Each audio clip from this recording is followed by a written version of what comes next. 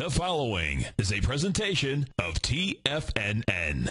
The Tom O'Brien Show is produced every business day after the market close. Tom takes your phone calls from 4 to 6 p.m. Eastern Standard Time using the data available at that time.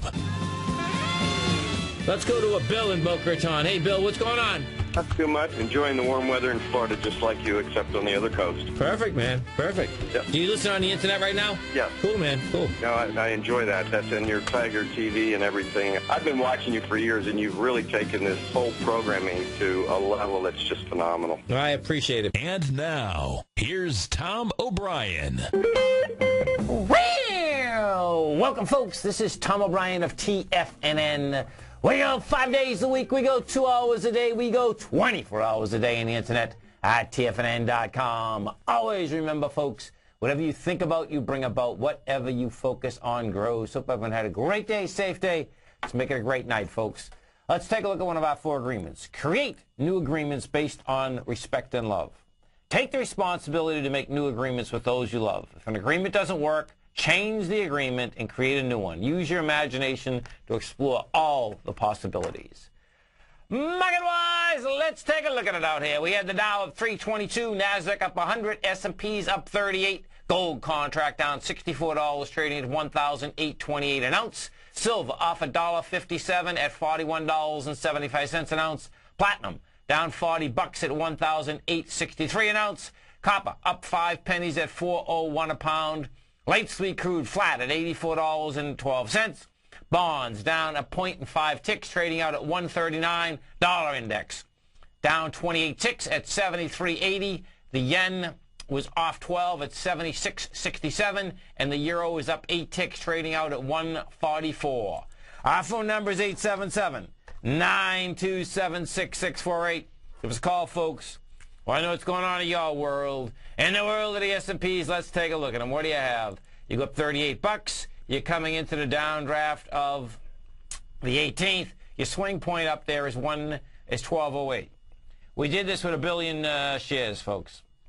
Light volume, big time. You get the price spread. This thing wants to go higher. We'll see whether I don't expect it's gonna get price juice. I don't expect we'll have the volume, but I do expect this bounce is going to be larger than most folks think. The 1258 is game in about a heartbeat. We're at 1162 right now. Dow Industrials. We go over to the Dow. We take a look at the Dow. Yeah, with the Dow goes up 322. You're at 11,176. Your next stop up there is on the 17th, which is 11,529. What we did out here is that when we take a look at it, you did, well, actually, at the end of the day, we come in with 1.2 versus 1.1. So what you are going to have here, well, here, let me finish this through. So that's your Dow Industrials. We're going to take a look at the NASDAQ. What we did with the NASDAQ is this. NASDAQ is up $100. Big points here. 2.2446. You're into the gap when we had gap down. NASDAQ next stop is up there, the swing point of 2555.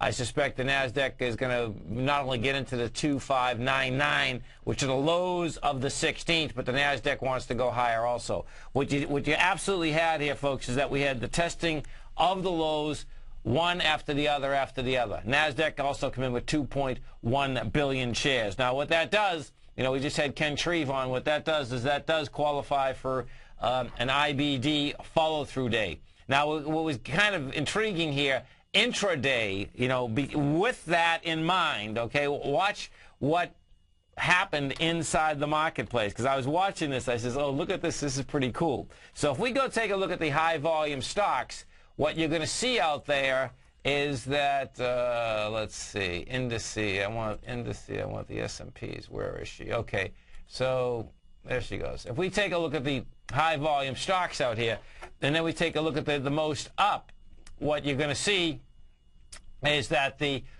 you had many of the high flyers that were high flyers inside the IBD the first time. Well, you know, meaning last time.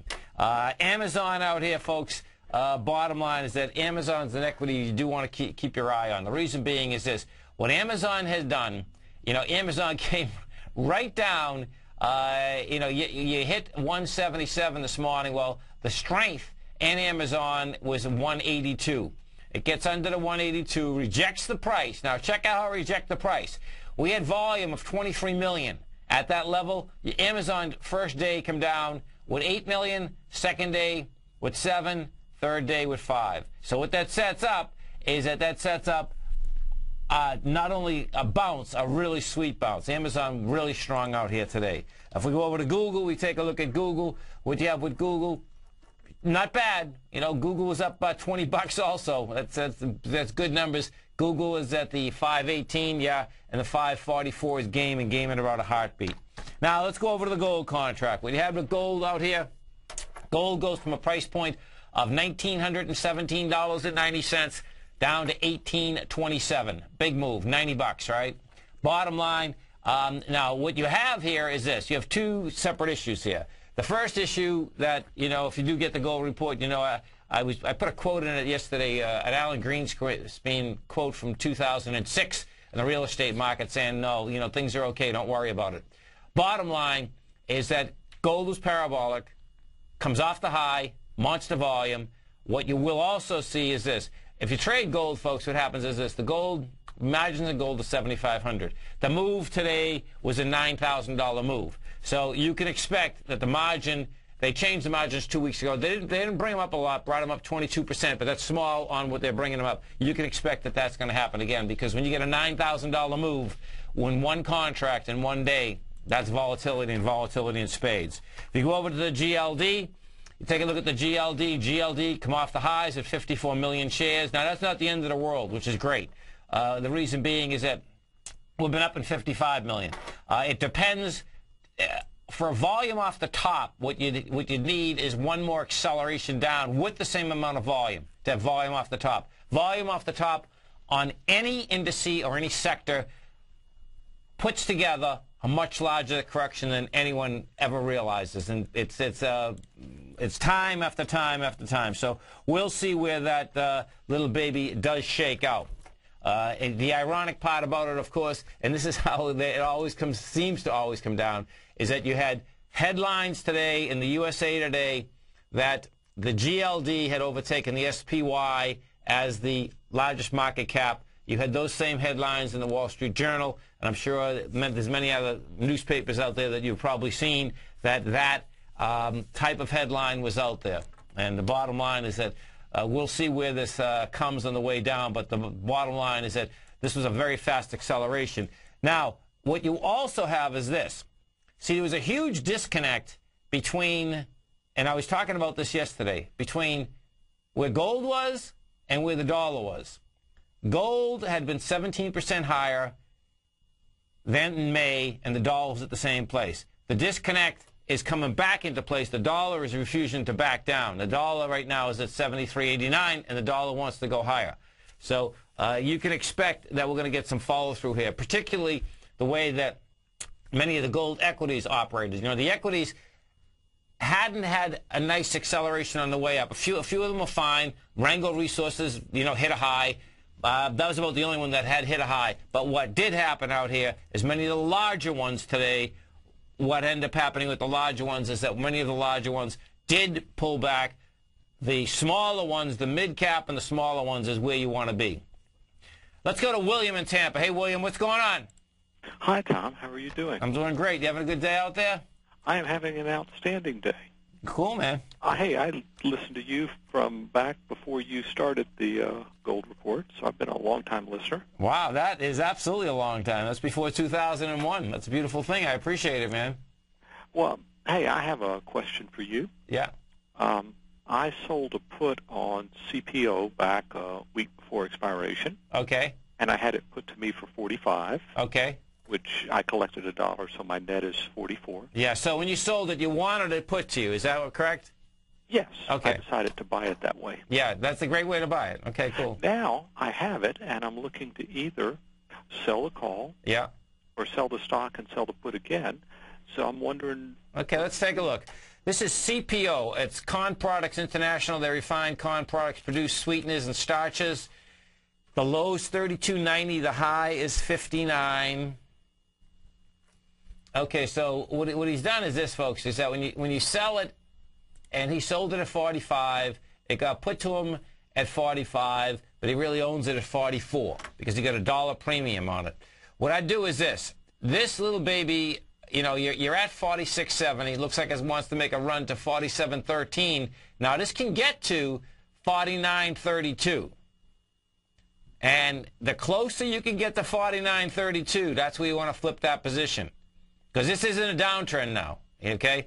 You know, but bottom line is if you can get up to that level, man. You know, see, this came off the highs, folks, with vicious volume. You know, you hit a high out here with 560,000, you come down with 3.5 million. You're doing a counter trend bounce up here only in the thousands. So the closer you can get to that, that's where you sell your equity. That's where you turn around, and that gets interesting. See, I wouldn't be selling what you want to do. You don't want to sell the put all the way up there because you'd love to. I'd wait and sell the 45 put again. Yeah, all the way. And what he does, folks, the way you do that is you see, what happened is that when he's selling this put, the put was already all the way down, but the volatility is so big, he got more money than he should have for the put. But that's what happens in this environment, which is dynamite, man. Yeah. So sell the equity as close to you can get as 49. Let the baby, you'll see a pull back down with that 46 or something. You sell the 45s, you sell the 44s, and you're in action again, man. All right. Well, thank you so much. Cooking, brother. Have a great one, man. Have a safe one. 877-927-6648. And if we do take a look at some of the high-volume stocks out here, first I'll do the high-volume stock with the most acceleration up. There was, when I was talking about Investor Business Daily, what you have here, and you got to pay attention to this, folks. So you can, in the middle of the day, there are plenty of people that can follow the Investors Business Daily. Well, you know what they start doing? They start picking off the equities that were the strongest in the last run up. And so check it out. The strongest equities out there, are, not all of them, I'm not going to do all of them, but the ones that I know were in IBD. You had Priceline, you had Chipotle, you had Intuitive Surgical, you had Apple, you had Amazon, you had Netflix, you had Fossil. In fact, Ken Hoover was bringing up Fossil yesterday. You had Green Mountain. You had Salesforce. So I believe I just named off like 10 out of the top 20. That's where they were. And what that tactic is, folks, is this, is that as they saw the market going, that's where the acceleration started going in. And, of course, it followed through, which is going to be wild. It's going to be wild watching the whole thing shake out.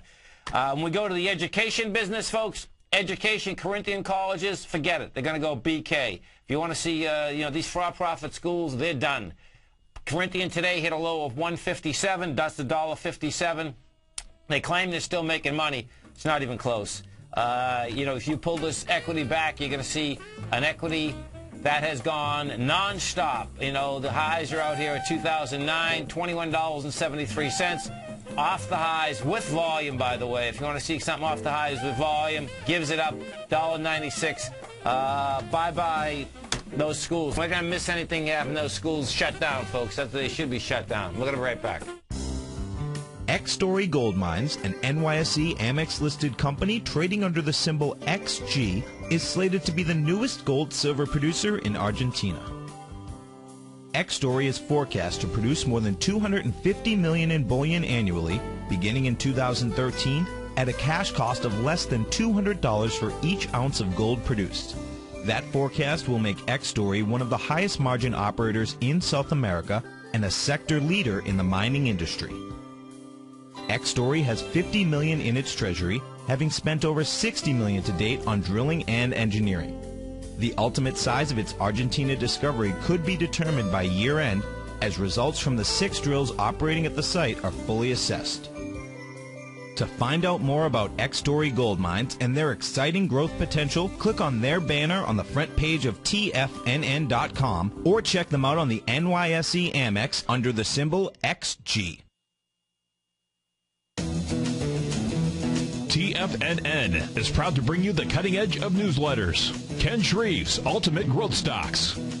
Ken is a top-down investor who lets price and volume in the major stock indices tell him when to be in the market and when to be out. By using his unique blend of fundamental and technical analysis, Ken will protect your hard-earned capital while realizing breakout gains. Go to TFNN.com today. Click Investments and Newsletters and get Ken Shreve's Ultimate Growth Stocks free for 2 weeks. Is the fast-moving investment world challenging the way you think about managing risk and return? You don't have to go it alone. Directions Alternative Strategy Funds feature built-in tactical management to help you find clarity for the path ahead. Direction Funds. I'm with X. To learn more about Directions Alternative Strategy Funds, please visit TFNN.com and click on the Direction Funds banner or call 877-434